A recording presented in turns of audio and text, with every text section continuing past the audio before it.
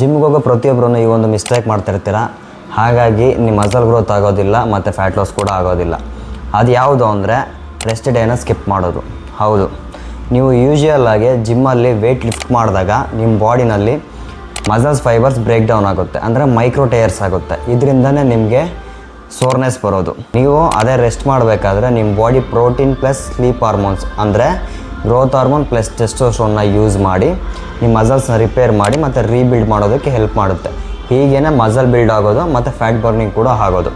ಹಾಗಾಗಿ ನೀವು weekly 1 or 2 days rest ತೊಗೊಳ್ಳೋದು ತುಂಬ important. 2020 journal of strength and conditioning study ಪ್ರಕಾರ ಯಾರು ವೀಕ್ಲಿ 1 or 2 days ರೆಸ್ಟ್ ತೊಗೊಂಡಿದ್ರೋ ಅವರಲ್ಲಿ 8% ಮೋರ್ ಮಸಲ್ ಗ್ರೋತ್ ಆಗಿತ್ತು ಕಂಪೇರ್ ಟು ಎವ್ರಿಡೇ ಜಿಮ್ ಹೋಗೋರಿಗಿಂತ. ಹಾಗಾಗಿ ನೀವು ವೀಕ್ಲಿ 1 or 2 days ರೆಸ್ಟ್ ತೊಗೊಳೋದು ತುಂಬ ಇಂಪಾರ್ಟೆಂಟ್. ರೆಸ್ಟ್ ಡೇಯಿಂದ ನಿಮ್ಗೆ ಏನೇನು ಬೆನಿಫಿಟ್ಸ್ ಆಗುತ್ತೆ ಅಂದರೆ ನಿಮ್ಮ ಮಸಲ್ ಗ್ರೋತ್ ಫಾಸ್ಟ್ ಆಗುತ್ತೆ ಮತ್ತು ನಿಮ್ಮ ಹಾರ್ಮೋನಲ್ಲಿ ಬ್ಯಾಲೆನ್ಸ್ ಆಗಿರುತ್ತೆ. ಅಂದರೆ ಕಾರ್ಟಿಸೋಲ್ ಹಾರ್ಮೋನ್ ರಿಡ್ಯೂಸ್ ಆಗುತ್ತೆ, ಗ್ರೋತ್ ಹಾರ್ಮೋನ್ ಇನ್ಕ್ರೀಸ್ ಆಗುತ್ತೆ ಮತ್ತು ನಿಮ್ಮ ನರ್ವಸ್ ಸಿಸ್ಟಮ್ ಇದೆಯಲ್ಲ ಅದು ರೀಸೆಟ್ ಆಗುತ್ತೆ.